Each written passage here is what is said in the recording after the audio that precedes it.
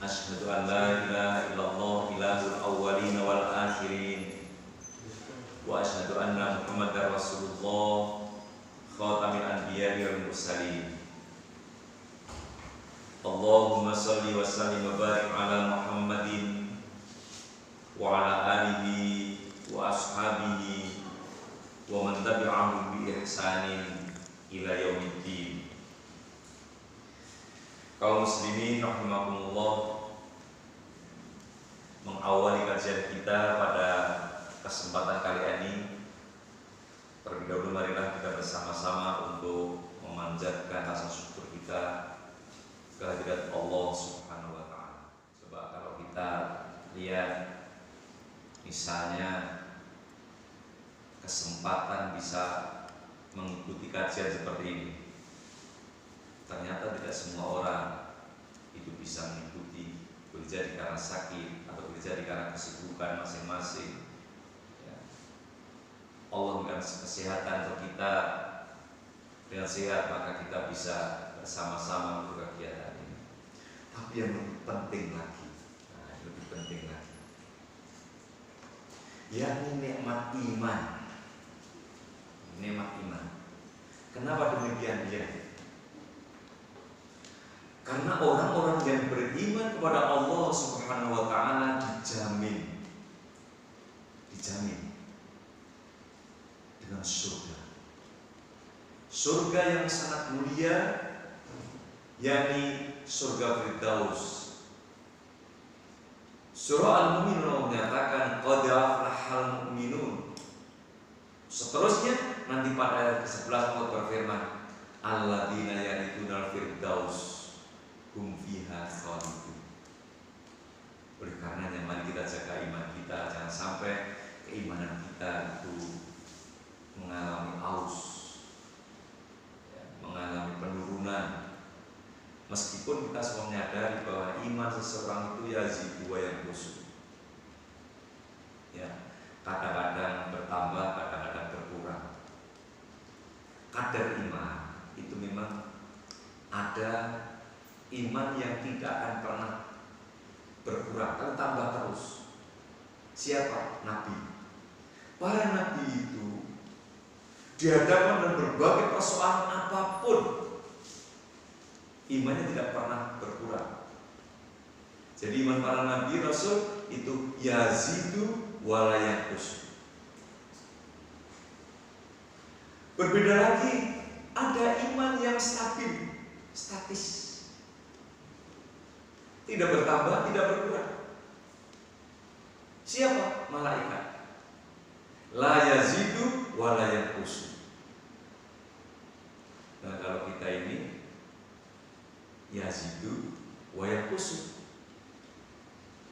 kadang bertambah, kadang beriman. Bahkan Rasulullah SAW pernah menyatakan bahwa bisa jadi orang dari pagi sampai sore itu beriman, tapi tahu-tahu sorenya jadi kafir. Ada yang dari sore sampai menjelang pagi beriman atau kafir, ya. Tapi begitu masuk pagi dia menjadi beriman. Bisa terjadi. Ya situ boleh. Oleh karenanya kita berkeinginan supaya grafik keimanan kita itu meningkat.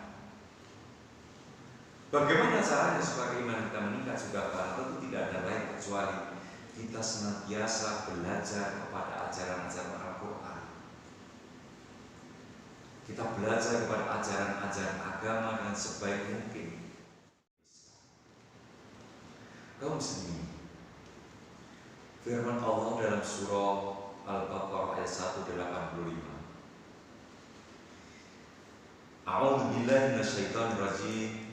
Syahrul Ramadan alladzi unzila fihi al-Qur'an hudal linnas wa bayyinatin minal huda wal furqan. Faman syahida minkum asy-syahra falyasum. Wa man kana maridan aw 'ala safarin fa'iddatun min ayyamin ukhra. Yuridullahu bikumul yusra wa la yuridu bikumul usra walitukmilul iddata walitukabbirullaha ala ma hadakum wa la'allakum tashkurun. Beberapa hari yang ditentukan itu adalah bulan Ramadan. Artinya bulan Ramadan, syahrul Ramadan, bulan Ramadan, bulan yang diturunkannya oleh Allah Al-Quran, permulaan Al-Quran. Bulan Ramadan diturunkannya permulaan Al-Quran sebagai petunjuk bagi manusia dan penjelasan petunjuk itu dan pembeda antara yang hak dan yang batil. Karena itu barang siapa di antara kamu hadir di negeri atau tempat tinggalnya di bulan itu, maka hendaknya mereka berpuasa. Dan barang siapa sakit atau dalam perjalanan lalu dia berbuka, maka wajiblah baginya berpuasa sebanyak hari yang ditinggalkannya itu pada hari-hari yang lain.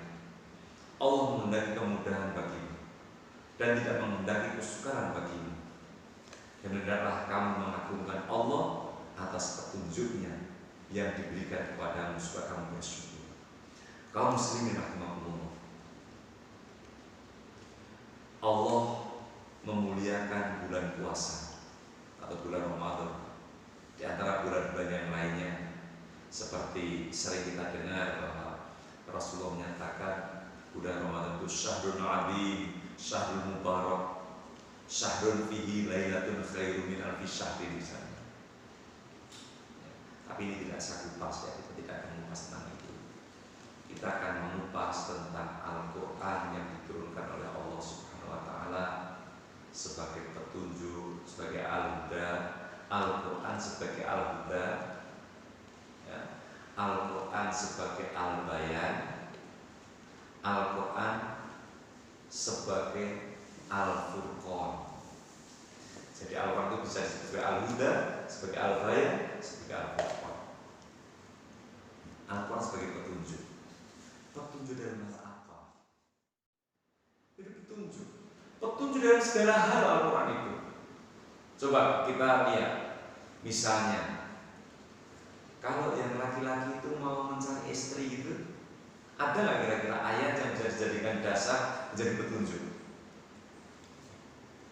Ada. Ya.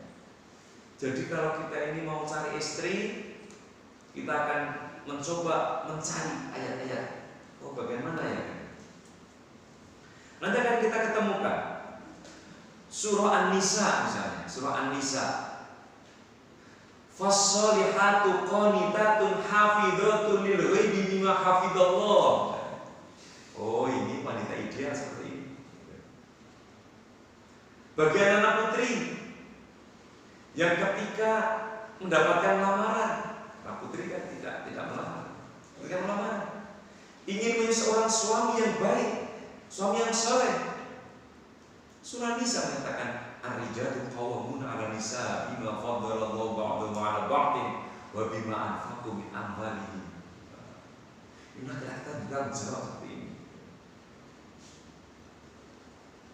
Apalagi misalnya utang, ngerembuk babakan utang piutang, sewa menyewa, atau apalagi kontrak rumah, ya. Itu ternyata Allah memberikan petunjuk. Silakan dibuka dalam Al-Quran, surah Al-Baqarah ayat 282. Ini terdapat pada surah yang paling panjang, ayatnya paling panjang. Awalnya diungkapkan dengan ya ayyuhalladzina amanu idza tadayantum bidainin ila ajalin musamma faktubuhu. Kemudian Al-Quran sebagai al-bayan, ya, sebagai penjelas dari petunjuk. Jadi akan lebih detail. Oh gitu. Ya.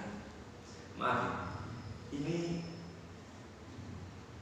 dulu ya ketika kita berada di desa, di desa ada kelurahan itu, kepala desa itu ada carik, kemudian ada bayan. Bayan itu tugasnya apa? Jadi sebenarnya menggunakan bahasa Al-Quran itu. Jadi ada Mbah Bayan. Mbah Bayan tugasnya apa?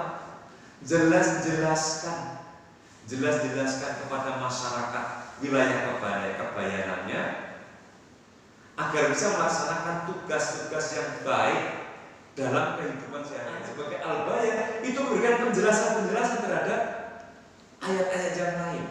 Maka kalau kita perhatikan firman Allah, misalnya aqimis sholat wa ita'iz zakat, bicara tentang sholat, sudah untuk kita dapatkan petunjuknya cara sholat gimana.